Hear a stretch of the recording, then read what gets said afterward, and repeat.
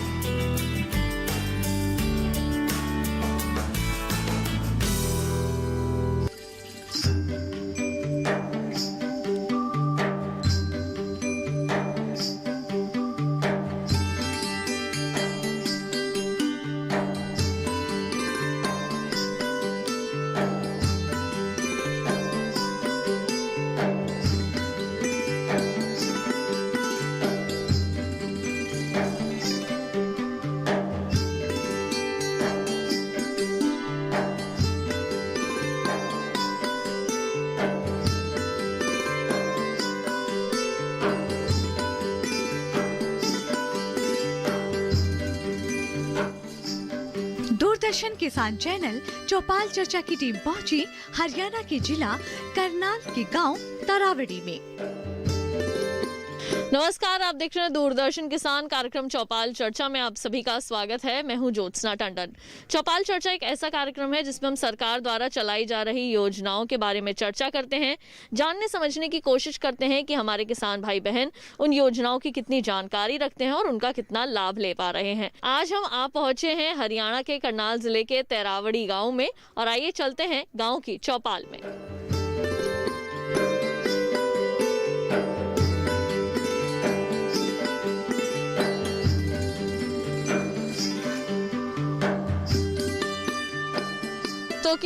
तो जैसे कि मैंने आपको बताया, आ चुके हैं हम तरावड़ी गांव में और यहाँ पर बहुत सारे किसान भाई जो हैं वो हमारे साथ मौजूद हैं। आइए बिना कोई देर किए कार्यक्रम में चर्चा की शुरुआत करते हैं और हमारे साथ वैज्ञानिक भी मौजूद हैं।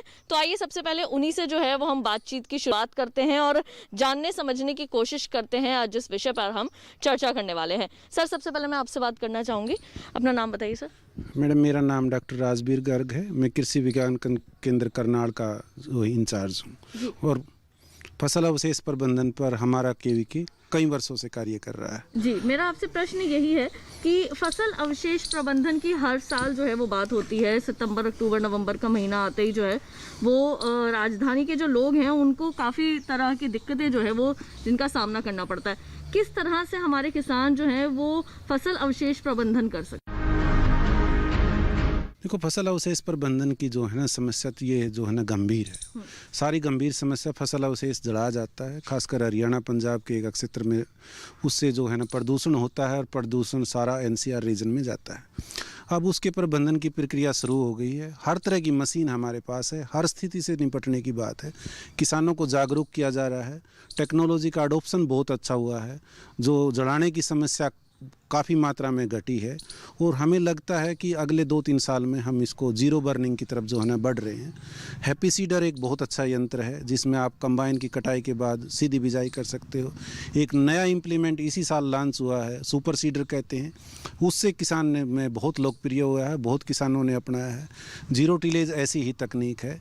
किसान में जागरूकता बढ़ी है, टेक्नोलॉजी का जो है गाँव स्तर तक, किसान स्तर तक पहुँची है और इसमें जो है फसल अवशेष जलाने की समस्या काफ़ी संख्या घटी है और हमें लगता है कि 2-3 साल में हम ये टारगेट अचीव कर पाएंगे कि या तो यथास्थान प्रणाली का प्रबंधन होगा या जो है उसको खेत से बाहर निकाल के कोई न कोई सदुपयोग किया जाएगा और कोई भी बर्निंग नहीं होगी। बिल्कुल, आइए अब इस ओर रुख करते हैं। हमारे कुछ किसान भाई यहाँ पर भी जो हैं वो मौजूद हैं, उनसे भी हम पीछे बात करते हैं और आपसे मैं बात करना चाहूँगी।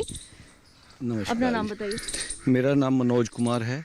पराली प्रबंधन के बारे में, फसल अवशेष प्रबंधन के बारे में क्या बताएंगे? किस तरीके से किसानों को फसल अवशेष प्रबंधन करना चाहिए जिससे पर्यावरण के होने वाले नुकसान को बचाया जा सके? पराली प्रबंधन के लिए हैप्पी सीडर जो है वो सबसे फ़ायदेमंद चीज़ है। उसमें जो है आपको एक तरफ कंबाइन चलती है और उसके साथ साथ ही आप उसी दिन ही अपने खेत में बिजाई कर सकते हैं। उसमें क्या है कि आपकी सारी की सारी पराली जो है वो खेत के अंदर ही रहती है। उसका फ़ायदा ये रहता है कि आपको कहीं पराली बाहर निकालने की ज़रूरत नहीं है।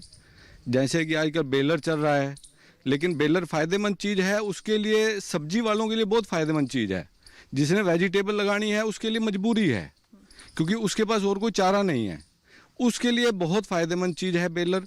लेकिन जिसने गेहूं की बिजाई करनी है उसके लिए मैं कहता हूं बेलर की ज़रूरत नहीं है। उसको चाहिए कि अपना हैप्पी सीडर से एक ही बारी में आपकी बिजाई हो जाती है। और पराली जो है आपकी सारी की सारी खेत में रहती है, उससे जो है आपकी ज़मीन की उर्वरा शक्ति बढ़ती है, आपका कार्बनिक मैटर बढ़ता है। हमारे एरिया में आम जो लोग आग लगाते हैं या शुरू से चल रहा है रिवाज 0.3 या 4 कार्बनिक मैटर है। जो पराली प्रबंधन सही से करते हैं, मैं पिछले 10 सालों से हैप्पी सीडर यूज़ कर रहा हूँ।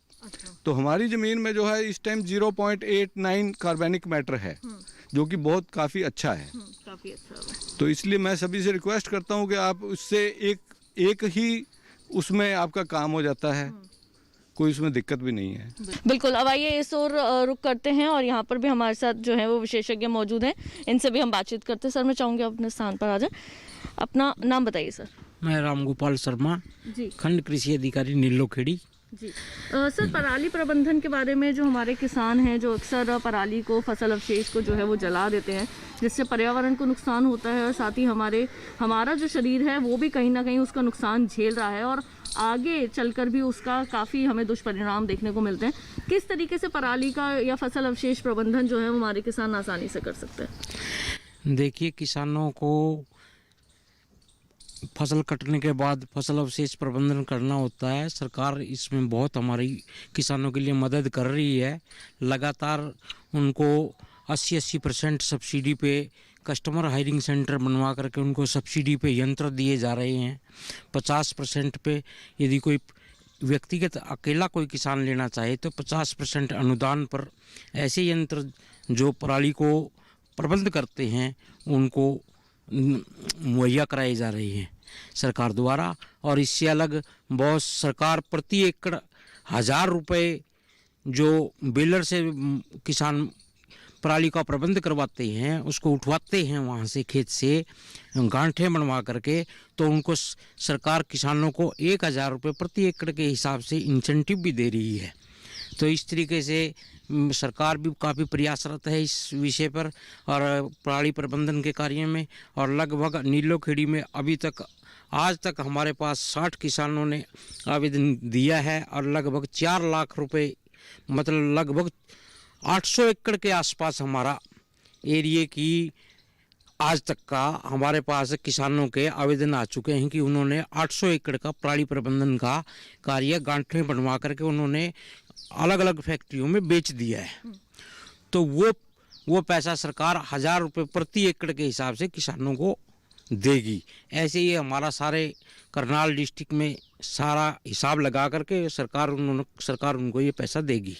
तो सरकार भी प्रयासरत है और सरकार कोशिश भी कर रही है। सरकार समय पर जिस समय ये अपना जीरी लगती है, जिस टाइम धान लगता है, उसी समय से ट्रेनिंग कैंप शुरू करवा देती है। विलेज लेवल पर सभी किसानों को जागरूक करना शुरू कर देते हैं और गांव-गांव पर बुनियादी भी कराई जाती है कि भाई अब पराली में आग नहीं लगानी है, इससे प्रदूषण तो हो ही रहा है, लोगों को के स्वास्थ्य पे भी बुरा असर पड़ रहा है, सॉइल का जो टेक्सचर भी बिगड़ रहा है, सॉइल के अंदर जो सूक्ष्म तत्व हैं, सूक्ष्म जीव हैं, बहुत वो सभी का नुकसान हो रहा है। तो उसके कंट्रोल के लिए और उनको मिट्टी के स्वास्थ्य को, मिट्टी की ताकत को बढ़ाने के लिए और इस पराली को खेत में मिला करके मिट्टी की उपजाऊ शक्ति को बढ़ाने के लिए सरकार बार मतलब सरकार का 2 उद्देश्य हैं इसमें। एक तो मिट्टी की उत्पादन क्षमता को बढ़ाने के लिए और साथ साथ पराली का प्रबंधन करने के लिए सरकार 2 दिशा में एक काम कर रही है। तो इसलिए मेरा तो कहना है कि जो भी किसान भाई इस चैनल के मार्फत चैनल के उससे सुन रहा है या है तो आगे इस चीज आग नहीं लगाएगा, इससे तो उसके ज़मीन का भी लाभ हो रहा है और आगे उसका पराली का प्रबंधन भी हो रहा है साथ साथ। तो ये मेरे विचार से जी। हाँ जी। तो कार्यक्रम में चर्चा की शुरुआत करते हैं, लेकिन सबसे पहले देखते हैं ये विशेष रिपोर्ट।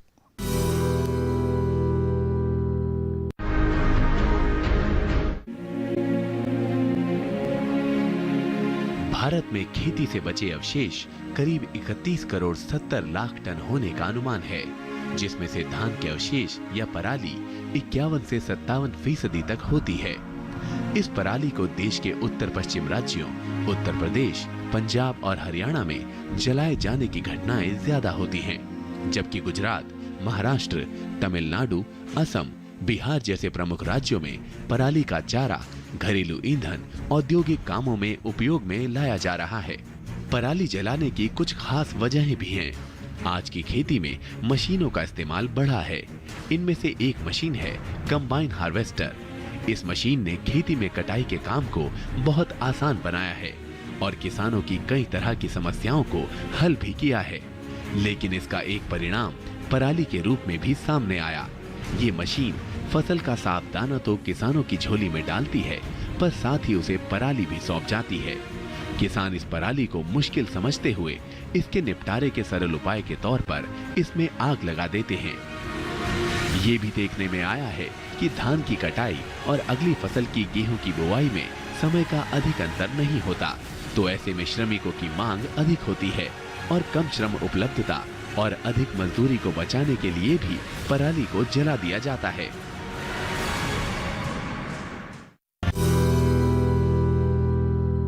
कार्यक्रम में वक्त हो चला है एक छोटे से ब्रेक का। जल्द लौटेंगे वापस और कार्यक्रम को आगे बढ़ाएंगे। आप देखते रहिए दूरदर्शन के साथ।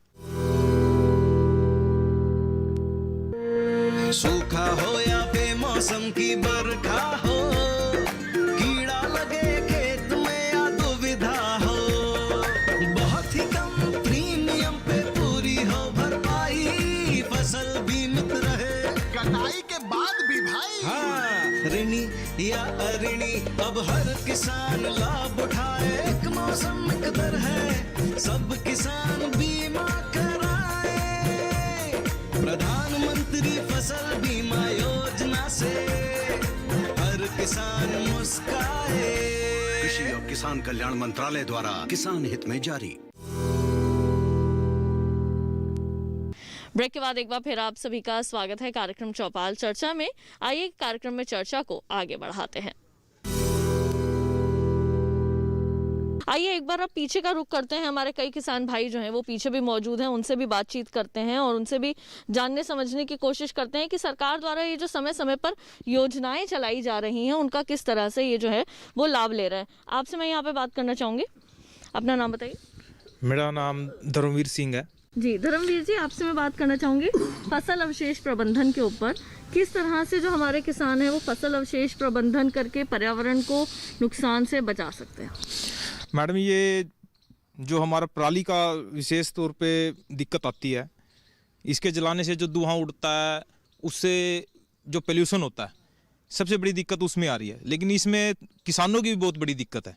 किसान भी बहुत मजबूर होकर आग लगाता है। वैसे किसान को कोई खुशी नहीं है इसमें आग लगाने के लिए, लेकिन गवर्नमेंट ने मशीनरी पे जो सब्सिडी दी है, हम उसमें शामिल हुए। हमको पता लगा, हमने ये CHE के माध्यम से 80% अनुदान पे अपना CHE सेंटर स्थापित किया और जो लोग उसमें काम कराया उनका भूमि का जो pH है वो काफ़ी अच्छा हुआ, जिससे आने वाली फसलों के लिए भी उनके लिए खाद, जैसे अभी भाई साहब कह रहे थे, यूरिया खाद, DAP खाद, हम इन पे आश्रित हो गए हैं। लेकिन पराली प्रबंधन करने से, जो मिट्टी में मिलाने से, उनकी मिट्टी की जो उर्वरक शक्ति है उसमें काफ़ी बढ़ोतरी आती है और फसल काफ़ी अच्छी होती है। लेकिन छोटा किसान उस मशीनरी का जो चार्ज है वो देने में असमर्थ साबित होता है। क्योंकि उसकी फसल की में जो इनकम आती है वो बहुत कम है। लागत ज़्यादा हो रही है, इनकम कम आ रही है। एक बार विशेषज्ञ का रुख कर लेते हैं। सर, आपसे मैं यहाँ पर ये जानना चाहूँगी कि हाल ही में भारतीय कृषि अनुसंधान संस्थान ने एक घोल भी जो है वो निकाला है, जो हमारे किसान भाई बहन जो हैं, जो मशीन का उपयोग जो नहीं कर सकते, जो उसे नहीं खरीद सकते या उसे ऋण पे भी नहीं ले सकते, तो वो उस घोल का भी इस्तेमाल करके पराली का या फसल अवशेष का प्रबंधन कर सकते हैं। इसके बारे में क्या बताएंगे? ये है ना, क्या है, इंटीग्रेशन है। कोई एक चीज़ नहीं है। फसल अवशेष प्रबंधन में नंबर ऑफ टेक्नोलॉजीज हैं, कई तकनीक हैं और उनका आपस में जो है ना इंटीग्रेशन है।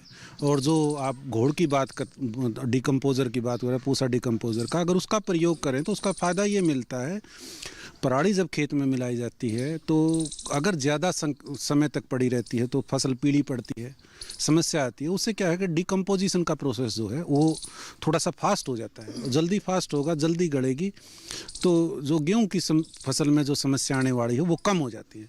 तो सब चीज़ों के साथ इंटीग्रेशन ज़रूरी है। हमने पिछले साल इस पर एक्सपेरिमेंट किए थे, पूसा के वैज्ञानिक कृषि विज्ञान केंद्र के फार्म पे आए, उनकी मौजूदगी में स्प्रे किया था। अकेला कारगर नहीं है, जब और तकनीकों के साथ जोड़ा जाए तो बहुत अच्छा है। आपसे मैं यहाँ पर बात करना चाहूँगी, अपना नाम बताइए सर। रवि वर्मा। जी रवि जी, आपसे मैं जानना चाहूँगी फसल अवशेष प्रबंधन के बारे में, किस तरीके से हमारे जो किसान हैं उन्हें फसल के जो अवशेष बच जाते हैं उनका प्रबंधन कैसे करना चाहिए। फसल अवशेष के बारे में तो मैं सबसे पहले ये कहना चाहूँगा कि ज़मींदार अपनी फसल को जलाता क्यों है। सबसे पहले हमें ये चीज़ समझनी पड़ेगी, उसकी कोई मजबूरी होती है, कोई ना कोई कारण है कि वो उसे ये जलाना पड़ता है, और एक इसके जलाने का पर्टिकुलर टाइम पीरियड है। जो फसल अवशेष जलाए जाते हैं वो 1 सितंबर से लेके 1 अक्टूबर के बीच में जलाया जाता है, जिसमें सबसे मेन आती है आपकी परमल जीरी का अवशेष जलाया जाता है जो कंबाइन से कटती है, या फिर आपकी 1509 जीरी का अवशेष जलाया जाता है जो वो भी कंबाइन से कटती है। आपकी बासमती 1121 जो हाथ से कटती है उनका अवशेष नहीं जलाया जाता, उनकी परालियों को तो बल्कि पशु को खिलाया जाता है। लेकिन उस टाइम पीरियड में जलाने के कई कारण हैं। सबसे मेन कारण ये होता है कि जो जमींदार अपनी 1509 काटता है वो उसके आग लगाता है, आग लगाने के बाद क्या करता है, उसके अंदर बिजाई करता है अपनी सब्जी की, जो जल्दी उसको, ताकि ज़्यादा जल्दी वो तैयार करके अपनी सब्जी और मार्केट में अच्छे भाव में बेच सके। उसमें वो पेस्टिसाइड का सबसे ज़्यादा इस्तेमाल करता है, जो बहुत गलत है। कीटों का प्रबंधन किस तरह से, अगर किसी फसल में लग जाता है, गेहूं की फसल में लग जाता है, तो किस तरीके से कर सकते हैं। देखिए, मैं किसान भाइयों को आपके चैनल के माध्यम से बताना चाहूँगा कि धान की फसल में 3 तरह की तनाछेदक सुंडियों का प्रकोप होता है। येलो स्टेम बोरर बोलते हैं पहली को, दूसरी को सफ़ेद सुंडी वाइट स्टेम बोरर, तीसरी है गुलाबी सुंडी। पहली 2 सुंडियों का प्रकोप मई, जून, जुलाई और अगस्त के महीने में ज़्यादा होता है। गुलाबी सुंडी का प्रकोप सितंबर और अक्टूबर के महीने में ज़्यादा होता है। जैसे ही धान की फसल की कटाई होती है, कटाई के बाद गुलाबी सुंडी का प्रकोप अगली फसल की बिजाई गेहूं की होती है तो गेहूं में भी चला जाता है। और जिन खेतों में फसल अवशेष का प्रबंधन किया है उन खेतों में कुछ ज़्यादा प्रकोप मिलता है। किसानों को इस कीड़े के से घबराने की ज़रूरत नहीं है। काफ़ी सालों से इसका प्रकोप कुछ न कुछ प्रकोप है, परंतु कई किसान भाई इससे घबरा के स्प्रे करने लग जाते हैं। दूसरा, किसान को ध्यान रखना है कि इन सुंडियों का प्रकोप पैचेज में मिलता है, छोटी छोटी टुकड़ियों में मिलता है। अगर किसी पैच में है, पूरे एकड़ में पूरे उसमें स्प्रे करने की बजाय उन छोटी छोटी टुकड़ियों में इन कीटनाशकों का प्रयोग कर सकते हैं। परंतु स्प्रे करना है किसान को अगर उसमें 5% से ज़्यादा कीट का प्रकोप है। आपसे मैं यहाँ पर बात करना चाहूँगी, अपना नाम बताइए। मेरा नाम रणदीप है। जी रणदीप जी, आपसे मैं पूछना चाहूँगी फसल अवशेष प्रबंधन के बारे में, किस तरीके से आप अपने खेतों में फसल अवशेष का प्रबंधन करते हैं। देखिए मैडम, पहले एक मैं बात आपको बता देना चाहता हूँ कि पोल्यूशन के लिए सिर्फ फसल अवशेष ही जिम्मेवार हैं या हमारा किसान को ही सीधा टारगेट किया जा रहा है, ऐसा नहीं है। सिर्फ 1 महीना जो धान का हमारा होता है उसके अंदर किसान अपनी फसलों को आग लगाता है। चलो वो भी गलत बात है, हम उसका खंडन करते हैं, ऐसा करना नहीं चाहिए। और बहुत से किसानों ने अब की बार किया भी है, आग नहीं उन्होंने अपने खेतों में लगाई, और आने वाले टाइम में वो उसको बिल्कुल भी बंद कर देंगे। हमारी भी कोशिश है, हमारे जो साइंटिस्ट बैठे हैं उसके वो नए नए विकल्प हमारे को बता रहे हैं, और किसान उसको करेगा। वो अपने ऊपर ये लांछन नहीं लगने देगा कि वो आग लगाता है। लेकिन इसके अलावा ऐसी और भी बहुत पोल्यूशन के कारक हैं, इतनी इंडस्ट्री हैं, इतने हमारे यहाँ राइस मिल हैं जो इतना पोल्यूशन, वायु प्रदूषण भी करते हैं, पानी को भी खराब करते हैं। हमने कभी ऐसे उनके खिलाफ तो कोई मुहिम देखी नहीं।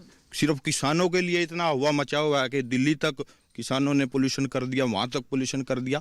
हम चाहते हैं पोल्यूशन को सिमिलर लेके चलो सभी के, चाहे वो राइस मिलर है या वो कोई इंडस्ट्री है, सभी को टारगेट किया जाए, सभी को समझाया जाए। किसानों को सीधा ब्लेम करना इस बारे में बिल्कुल गलत है। और किसान तो इसको भी ठीक कर देंगे, इसको ठीक कर देंगे किसान। अभी बैठे हैं, हमारे यहाँ आंकड़े भी हैं कि कितना ठीक हुआ है, आने वाले टाइम में और भी ठीक होगा। तो कार्यक्रम में चर्चा की शुरुआत करते हैं, लेकिन सबसे पहले देखते हैं ये विशेष रिपोर्ट।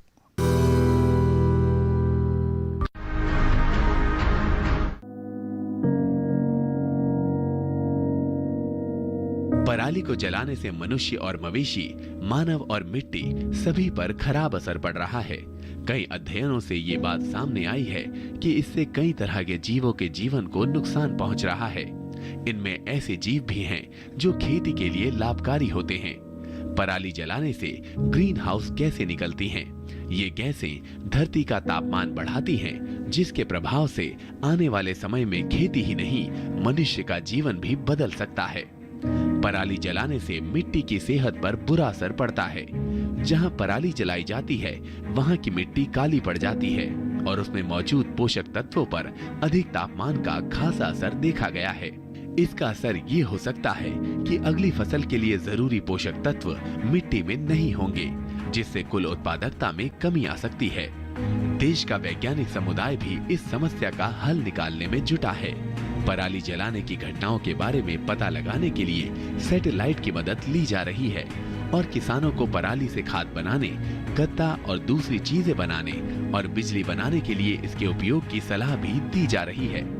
गेहूं की बिजाई की नई तकनीक जीरो टिलेज हैप्पी सीडर पर भी जोर दिया जा रहा है।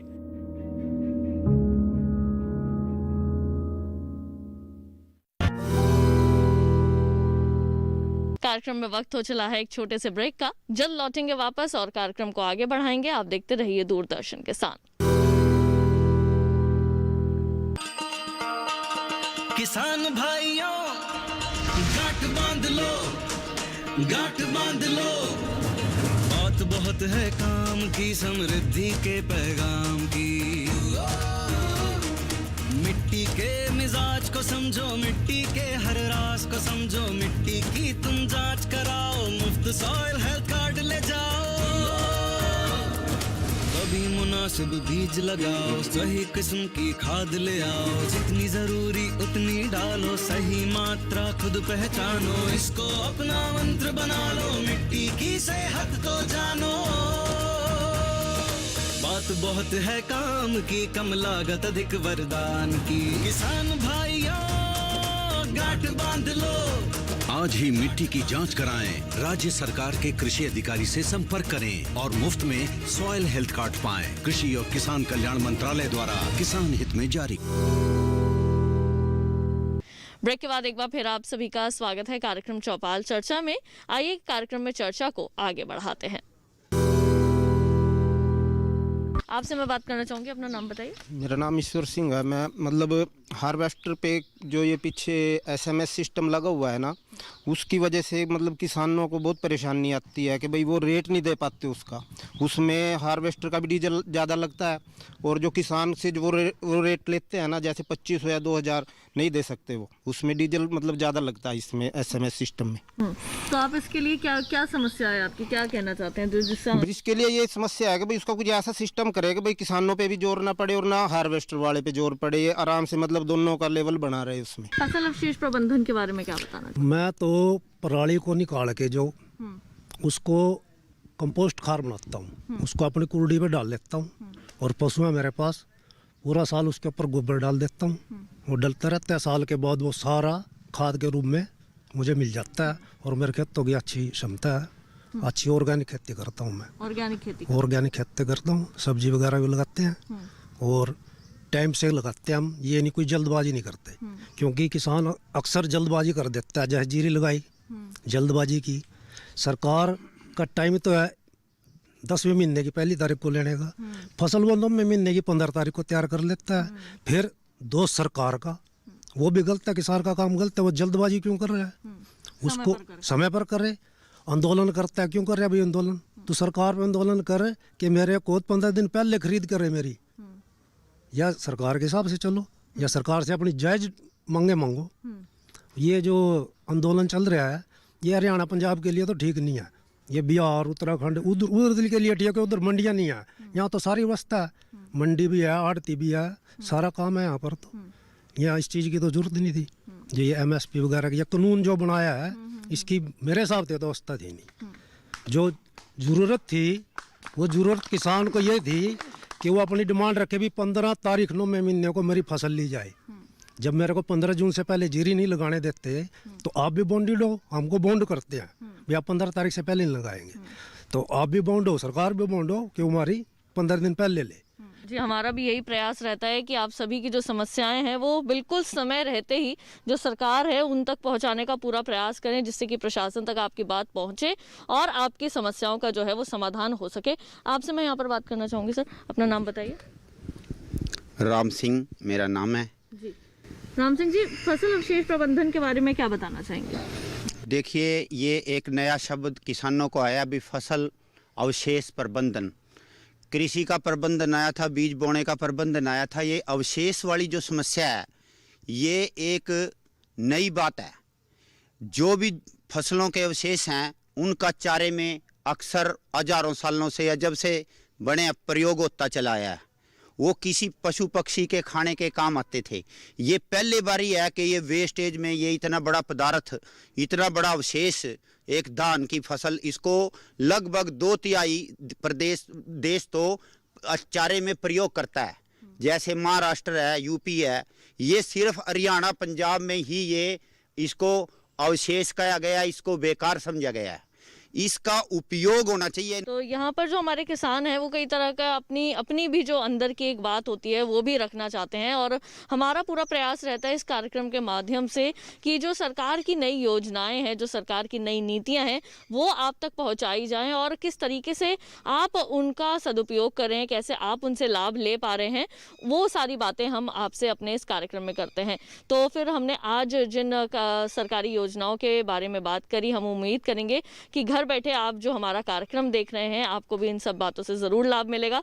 तो आज के हमारे चौपाल चर्चा कार्यक्रम के इस अंक में बस इतना ही। अगली बार फिर आप सभी से होगी मुलाकात एक नए गांव, कुछ नई सरकारी योजनाओं के साथ। तब तक के लिए मुझे दीजिए इजाजत। आप देखते रहिए दूरदर्शन किसान। नमस्कार।